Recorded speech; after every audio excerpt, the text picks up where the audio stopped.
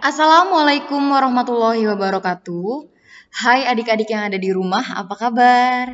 Nah, pada kesempatan kali ini dan pada pertemuan kali ini setelah kemarin kita sudah melakukan atau menjalankan kegiatan PTS, alhamdulillah dengan lancar.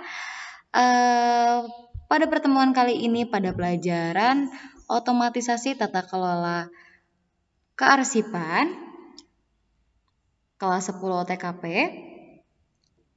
kita akan belajar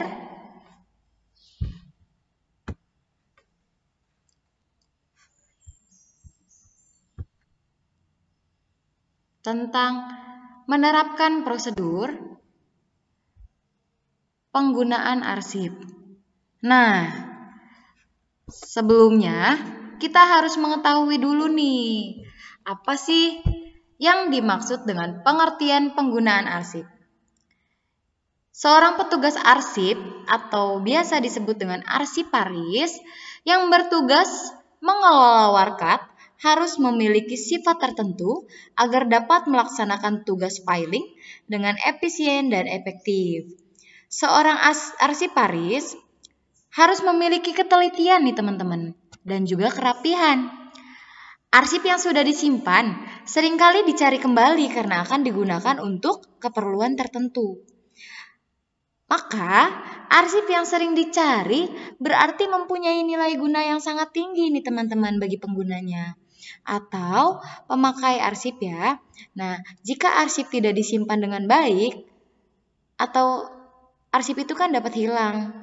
Nah, akibatnya arsip tersebut tidak dapat ditemukan saat ingin digunakan sehingga dapat menimbulkan kerugian.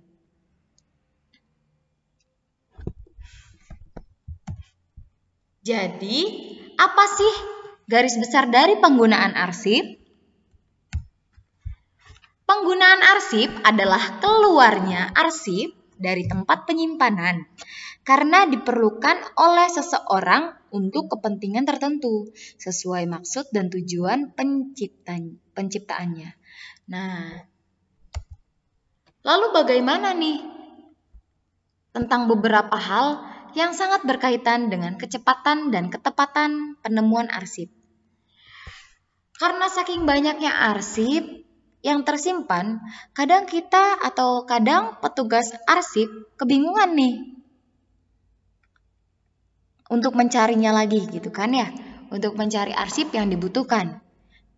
Hal itu bisa ditangani apabila petugas kearsipan mempunyai kemampuan dan sudah tersistem.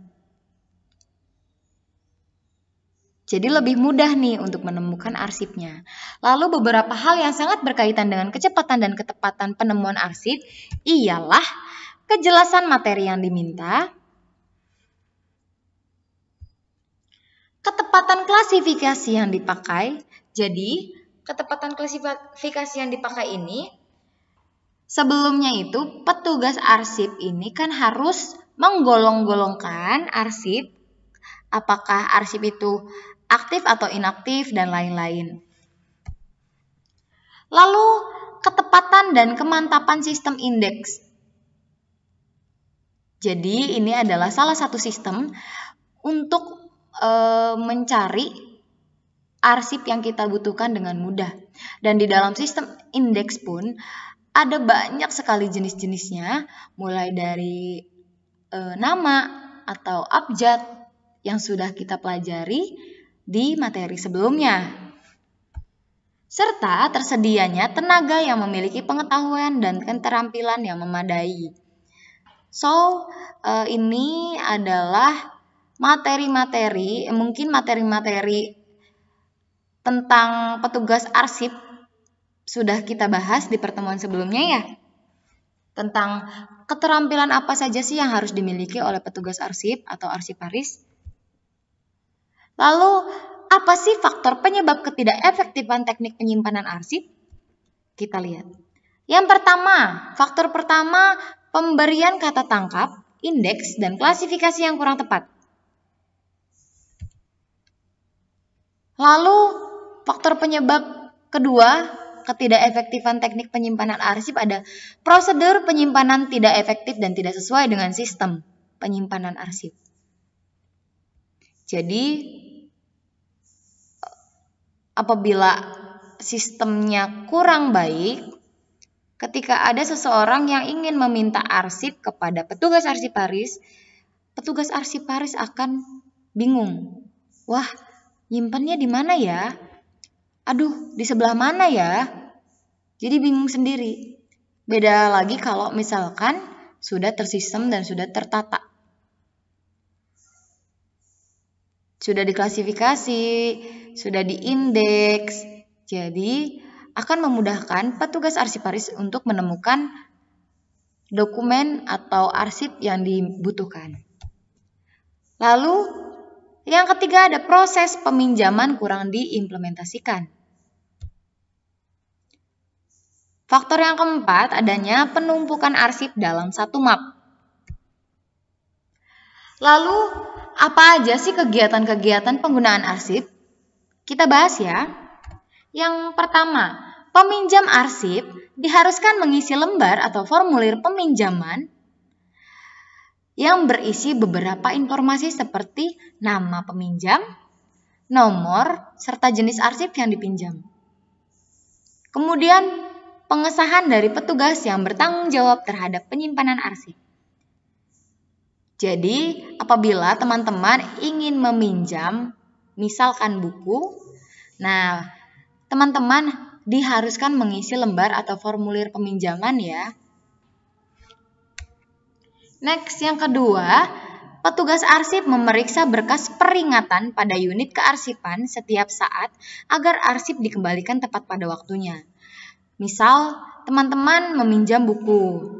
Nah, batas akhir peminjaman buku paling lama kurun waktu 5 hari kerja. Jadi, setelah itu, teman-teman apabila melebihi 5 hari kerja, teman-teman akan mendapatkan sanksi atau denda apabila teman-teman mengembalikannya lebih dari 5 hari kerja ya, atau sesuai kesepakatan dari perpustakaannya sendiri. Lalu petugas arsip harus memeriksa dokumen yang dikembalikan.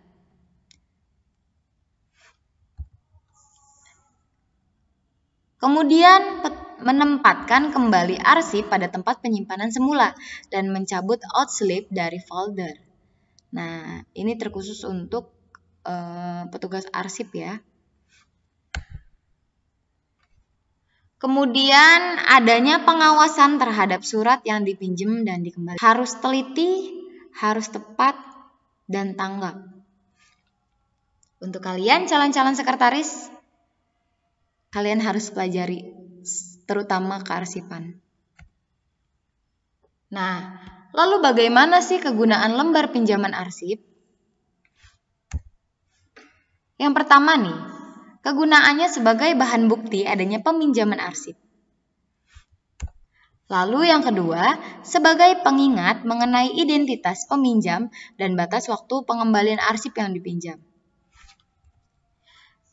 Kemudian sebagai penanda arsip yang sedang dipinjam. Kegunaan lainnya, mencegah terjadinya kehilangan arsip karena arsip yang tidak dikembalikan. Ketika, seperti yang tadi bilang, ketika teman-teman meminjam arsip atau meminjam buku nih ya, kepada petugas arsip atau misalkan di perpustakaan, nah teman-teman harus mengisi formulir peminjaman. Jadi petugas nih tahu apabila buku A belum dikembalikan, petugasnya tahu siapa yang meminjam buku A tersebut. Contohnya seperti itu. Kemudian kegunaan lembar pinjam arsip sebagai dasar untuk melakukan penilaian suatu arsip. Apakah arsip itu amat sangat dibutuhkan atau memang harus dilenyapkan ya atau dihilangkan. Karena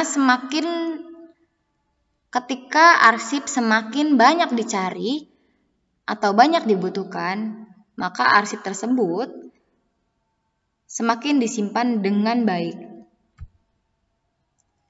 Lalu bagaimana sih tujuan prosedur penggunaan arsip?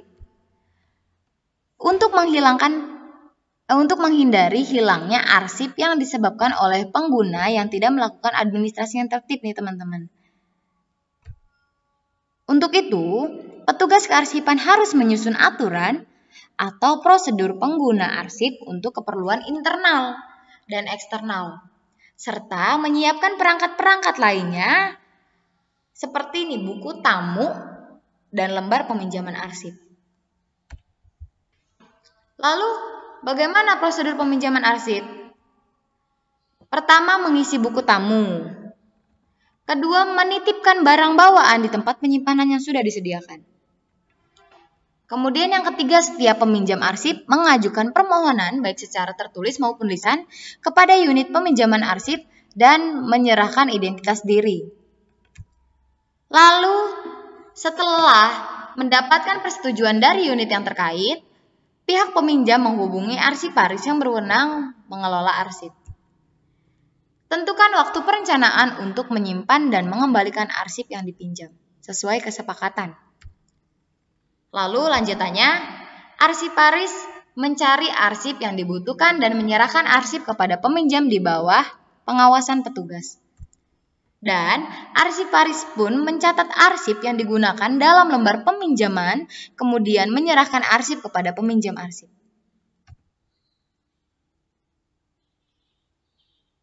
Waktu peminjaman arsip paling lama 5 hari kerja, seperti yang sudah tadi dibahas ya. Apabila teman-teman melebihi 5 hari kerja untuk pengembalian arsipnya, maka teman-teman akan dikenakan denda atau hukuman sanksi sesuai dengan kesepakatan dari petugas arsip ya, dari sistemnya. So, mungkin itu saja yang dapat Ibu sampaikan. Selamat belajar anak-anakku, semangat terus, jangan pantang menyerah. Oke, di sini ada soal nih teman-teman. Kalian kerjakan seperti biasa, kalian hubungi Ibu. Kalian kerjakan sebaik mungkin ya, dan sesuai pemahaman kalian. Mungkin itu saja yang dapat Ibu sampaikan pada kesempatan kali ini. Mohon maaf apabila ada hal yang kurang berkenan. Ibu mohon undur diri. Wabillahi taufiq wal hidayah. Wassalamualaikum warahmatullahi wabarakatuh.